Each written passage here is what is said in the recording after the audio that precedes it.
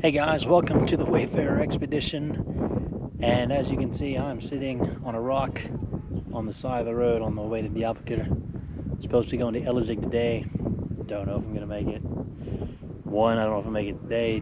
I don't know if I'll make it at all because it was kind of expensive to get the hotel there anyway. There's an 18-wheeler up there. The wrong way across the road. Like this in the ditch and crossing the road, so standstill traffic. No one can get by. Police can't get by. They have to go on the other side of the road. So welcome to life on the road, and hopefully the rest of this video is in Elazığ, and if not, I'll see you wherever it takes me. This was a first for me. I've been stranded in a town with nowhere to stay, but never on the side of the road with nowhere to go. This was going to be interesting.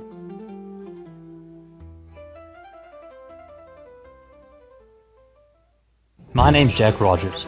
In June of 2023, I decided I'd had it with normal life and set out to travel the world. 2 years later, I'm still going. I've seen some cool things in my time. I've swam the Nile, followed a matador around Spain, dived the world's oceans, and even returned to Iraq after 5 years away. Now I'm off on my next expedition, an 18-month trek through some of the world's most fascinating pilgrimages. My journey will take me to 12 countries as I walk in the shoes of religious pilgrims, ancient traders, and soldiers who blazed these trails centuries ago. This isn't just another trip. Unlike my first journey, I won't be walking the earth aimlessly. This is a chance to walk with purpose, to trace the footsteps of those who move for faith and survival. These routes carry stories, and I intend to find mine among them. I've never attempted anything like this before, but after 2 years of discovering what this world has to offer, I'm ready to take the plunge into some of life's deeper meaning. I'll be tested, physically and mentally, but I know in the end, it will all be worth it as I become a wayfarer.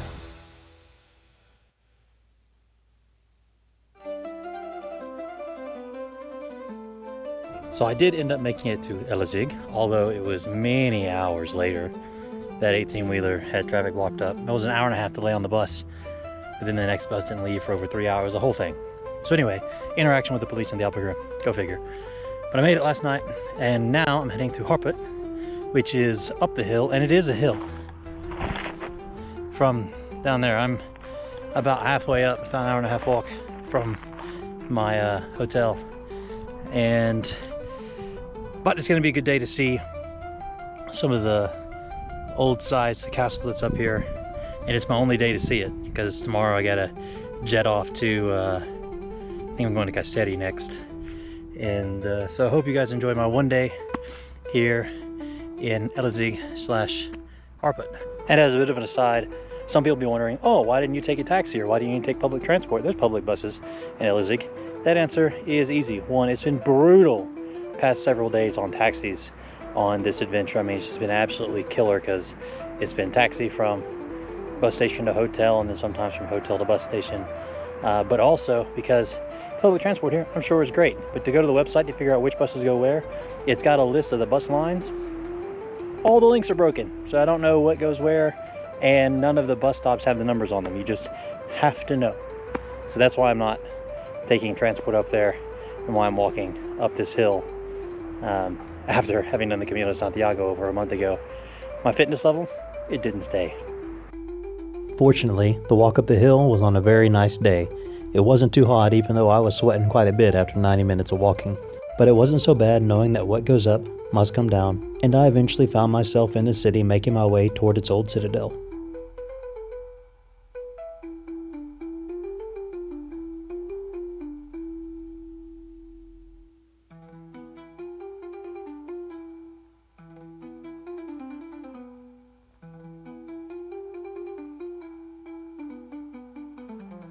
Normally I would try to give a voiceover for a place like this, but I can't, because apparently it's closed for excavation. Now, there are signs up that say, you know, it's prohibited to enter excavation area. Those are clearly marked inside the castle, which surprisingly, they're very clearly marked, but the security guard's like, nope, can't come in at all past what you saw. So this castle, this area, has been settled since at least the 700s BC. The castle itself, called the Citadel, kind of in the local language, it was taken over by the Byzantines and the Romans. It was eventually conquered by various empires, including the Seljuks and then eventually the Ottomans, and actually wasn't abandoned until, sorry about that, needed that guy to get out of the way because that was extremely loud.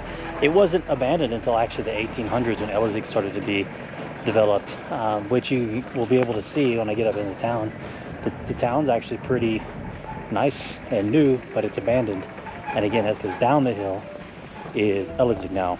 And they started doing excavations in the mid-1900s of this place, and they're finding more and more. And it's just absolutely crazy to me that, like, it was abandoned 200 years ago. Not even. And in this part of the world, it's not a very long time. So the fact that so much was lost in that 200 years when the city is right down the road. I mean, I can't imagine 200 years ago in Paris being lost, or Madrid. But I mean, that's just the nature of the necessity to move on. And that's the thing in this part of the world. I say this part of the world, I'm talking like, you know, Middle East, North Africa type places. Yes, preserving culture is necessary and everything, but Turkey, like as a country, needs to keep up with the West, and they need to provide for their people. And sometimes that means letting go of the past.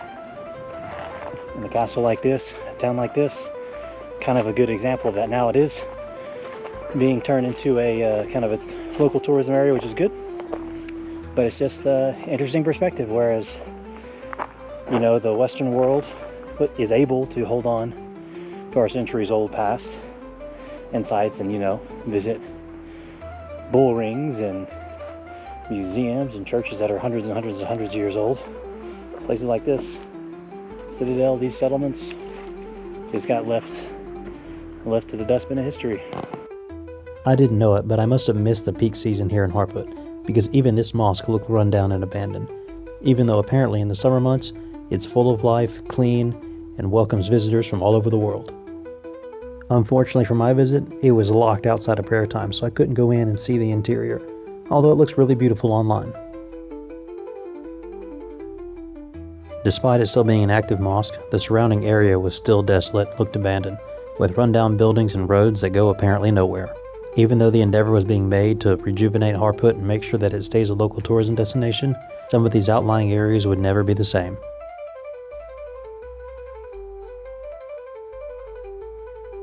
Nonetheless, there are still things that are worth seeing here in Harput, especially the tombs and the Ulu Cami that tell this city's storied past. For example, there's the Arab Baba tomb and mosque, a site that blends both historical legend and Muslim faith. Arab Baba was believed to be a holy man, possibly a warrior Sufi figure, from the Seljuk period in the 1200s. Over time, his tomb became a place of local reverence, where people sought blessings and protection. The mosque beside it was built to honor his memory, and the two structures together form one of Harput's most visited religious landmarks. Even today, locals still tell stories of Arab Baba's miracles, and some continue to hold the tradition of visiting his tomb to leave offerings or prayers, leaving his legacy alive in the rhythm of everyday life. As with many faith traditions, the historical narrative eventually blended with mythology. While Arab Baba was a real person, the tales of his powers might be a little bit exaggerated, and some even claim that his body, which we just saw in the tomb, didn't even deteriorate after death.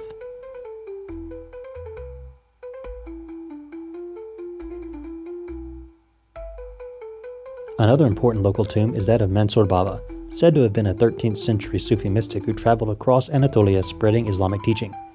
Some accounts place him among the early dervishes who settled in the Harput region after the Seljuk advance.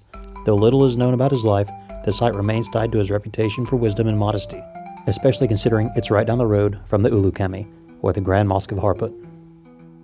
The Ulu Cami was traditionally the social and religious center of a city, a place not only for prayer, but also for learning, announcements, and civic life. Even when daily worship shifted to smaller mosques, the Ulu Cami represented the core of the community and authority, and oftentimes was the only mosque authorized to conduct Friday prayers. Harput's Ulu Cami, built in the late 1100s under the Artukid dynasty, is one of the oldest surviving mosques in Anatolia. Its rectangular layout and brick ornamentation reflect early Seljuk influence, while its famous leaning minaret likely tilted over time due to ground movement on the Citadel Hill. Despite earthquakes and later repairs, its main structure has endured for more than 8 centuries. Today, it stands as one of the key historical landmarks of Harput, a reminder of the city's role as an early Islamic and cultural center in eastern Anatolia.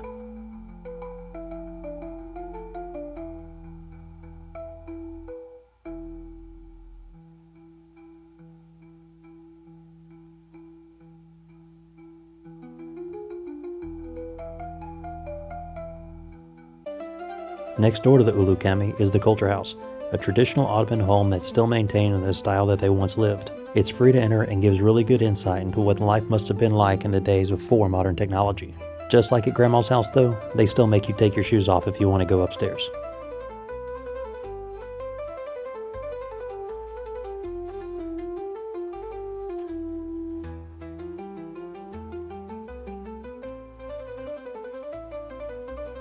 So this is my first real Ottoman experience, being able to see a traditional, what they call an Ottoman house, or Ottoman mansion. And to be honest with you, I mean, it's really cool.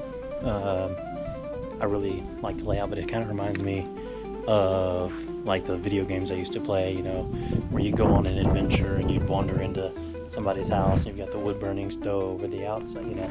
Anyway, just pretty cool thing to see, and I can't imagine what this would have cost or what kind of a person would have lived here once upon a time, but I'm sure I'll find out as I translate these info boards later.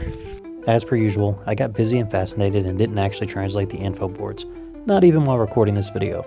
Instead, I just headed out to explore more of the town, like this mosque with a tree out front that is apparently over 300 years old and is propped up with 2x4s.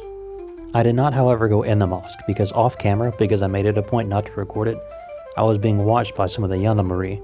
While I knew I didn't have anything to worry about, my prior experiences of being talked to by the national police made me not want to cause them to give me any more suspicion, so I just headed off to go see something else, specifically this Turkish bath museum. Now, to call them Turkish baths is a bit of a misnomer and a little disrespectful to history, as the bath concept was actually established by the Romans, and the Turks just continued to rip it off after the province of Asia fell to the Byzantines and eventually the Seljuks. Nevertheless, this was a really cool museum. It detailed life in a Turkish bath, from the moment you enter all the way to the second you leave, and everything in between. I had no idea that these Turkish baths were so big. I mean, they look big from the outside, but from the inside, they kind of remind me of the TARDIS in Doctor Who. Much bigger on the inside than they are on the outside. They had special rooms for important people or people who wanted privacy, little nooks where you could wash with hot water, and even people that served tea and coffee. Naturally, there were segregated spaces for men and women. This was less out of respect for religion, and more out of respect for each other's sexual privacy. Islam aside, it was still a conservative culture, much like many countries in the world today. After visiting the museum, it was time to make my way to the bus station, stopping to see a few more sights along the way. I didn't stop too long in any one place though, as I needed to seek shelter. The rain was coming in and I had my computer in my bag and didn't want to get it soaking wet.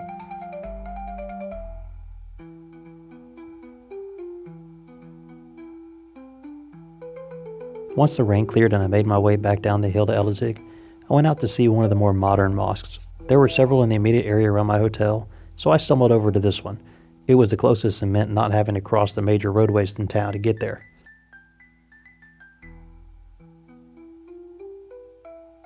Just for a bit of comparison, now that the rain has stopped, this mosque behind me is known colloquially as the Palace Mosque for some obvious reasons. Now, this wasn't the first mosque on their site. There was a small wooden structure that was a mosque here, but in 1980s, I think it was 1986, they started this renovation. In fact, underneath it runs some shops as part of the local bazaar here. And I'm not going to go in because I don't know if I'm allowed to, I don't know if the prayers are, but it just kind of shows you the difference in what we were seeing earlier in Harput, where those mosques were kind of modest on the outside, really functional, compared to this really ornate structure that a lot of people think of when they think of big Middle Eastern mosques. And with that information in hand, it was time to head back to my hotel to pack. I was Kayseri bound. So that's it for this episode of the Wayfarer Expedition. I hope you enjoyed the video. If you did, be sure to like the video, subscribe to the channel, and ring the notification bell so you don't miss a single thing coming to you from the adventure across the world.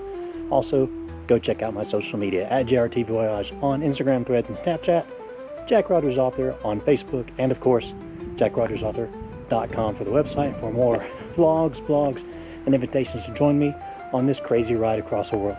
See you guys on the road.